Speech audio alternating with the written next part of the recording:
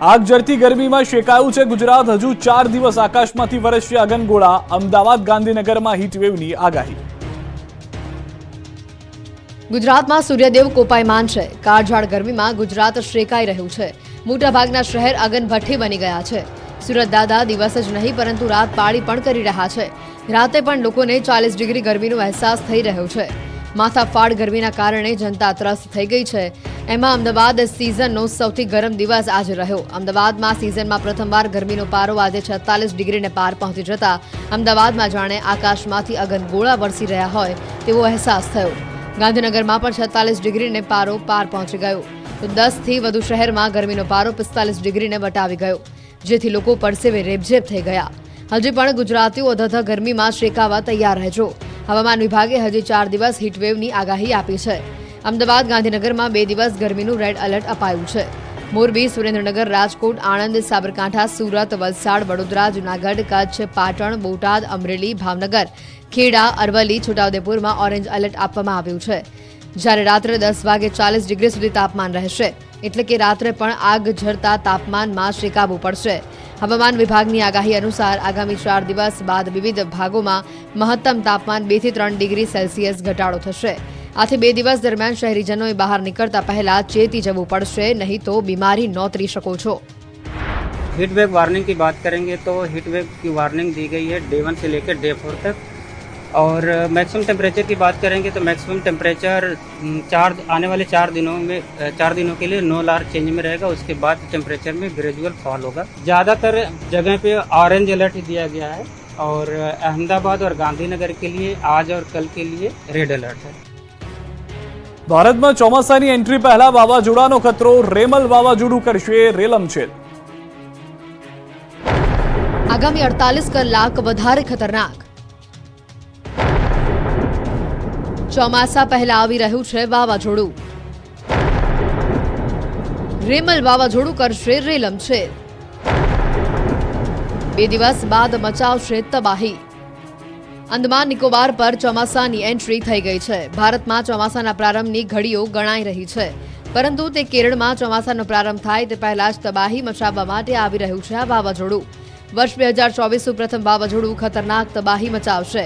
બંગાળની ખાડીમાં રેલમ નામનું વાવાઝોડું બનવાનું નક્કી થઈ ગયું છે. બંગાળની ખાડીમાં બનનાર વાવાઝોડું ગંભીર વાવાઝોડું હશે.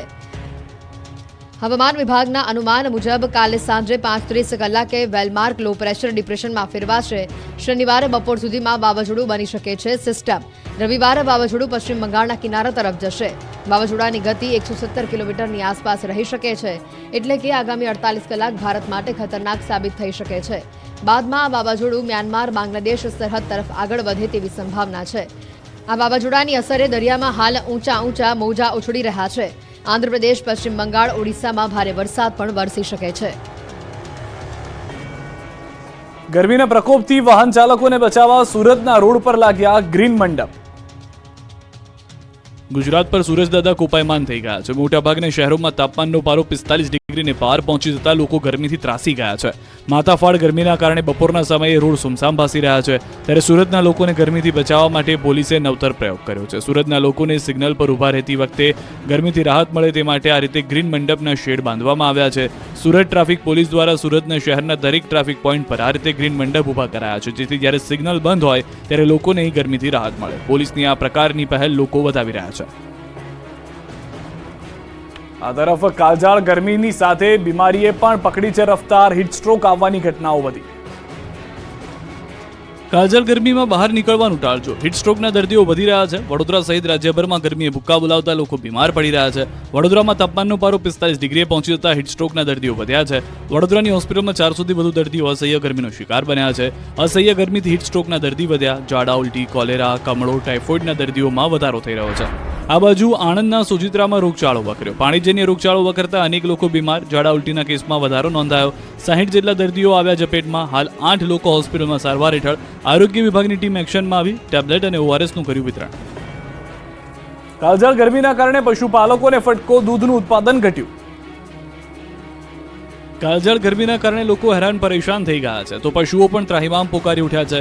અંગ દજાડતી ગરમી ફક્ત જીવલેણ જ નહીં પરંતુ હવે આર્થિક ફટકો પણ મારી રહી છે. ગરમીના પ્રકોપના કારણે પશુઓએ દૂધ આપવાનું ઓછું કરી દીધું. પહેલા કરતાં પશુઓના આવતા દૂધમાં ઘટાડો થતાં પશુ માલિકોને ફટકો પડ્યો છે. આણંદની પાળજ દૂધ ઉત્પાદક મંડળીમાં દૂધ ઉત્પાદન ઘટ્યું છે. ગરમીની અસર લોકોને સાથે સાથે દૂધાળા પશુઓને પણ થઈ રહી છે. ગત 2 મહિનાની સરખામણીમાં આ મહિને ઘણું ઓછું દૂધ ઉત્પાદન થયું છે. માર્ચ મહિનામાં 1 લાખ લીટર, એપ્રિલમાં 96,000 લીટર, તેની સામે ચાલુ મહિનામાં 70,000 લીટર જ દૂધ ઉત્પાદન થયું છે. પાળજ દૂધ ઉત્પાદક મંડળીએ માર્ચમાં 70 લાખ, એપ્રિલમાં 61 લાખ રૂપિયા અને મે માસમાં 43 લાખ રૂપિયાની ચૂકવણી સભાસદોને કરી છે. ધગધગતા ગુજરાતમાં બપોરે લોકો નીકળતા 2 વાર વિચારે ત્યારે બિલ્ડરો માનવતા ભૂલી ગયા છે. ગુજરાતમાં ગરમીએ માજા મૂકી છે. સૂર્યદેવતા 50 ડિગ્રીને પાર પહોંચવા માટે ઉતાવળા થઈ રહ્યા છે. ત્યારે આ ગરમીમાં તંત્રએ બપોરના સમયે મજૂરોને કામકાજ ન કરવાની સૂચના આપી છે. રાજ્યભરના કેટલાક બિલ્ડરોએ આ માનવતાને નેવે મૂકી દે તેવા દ્રશ્યો જોવા મળ્યા. અમદાવાદ સહિત કેટલાક શહેરોમાં તો રાજ્ય સરકારના પરિપત્રનો સરકારી વિભાગમાં જ ઉલ્લંઘન થતું જોવા મળ્યું.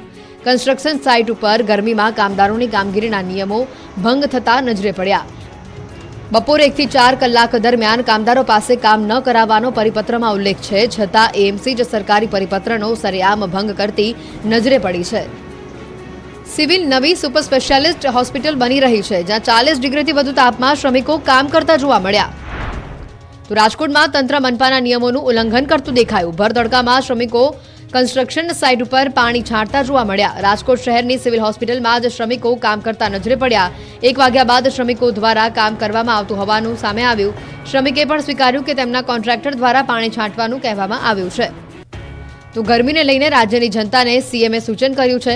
જનતા જોગ સીએમએ ટ્વીટ કરીને સૂચનો આપ્યા છે. આકરી ગરમીમાં સ્વાસ્થ્યનું ધ્યાન રાખવાનું સૂચન કર્યું છે. તડકામાં ઘરની બહાર ન નીકળવાની સૂચના આપવામાં આવી છે. મોરબી અને મહેસાણામાં ભુવાઓને ધૂણતા ધૂણતા આવ્યું મોત. ધાર્મિક પ્રસંગ માતમમાં ફેરવાયો.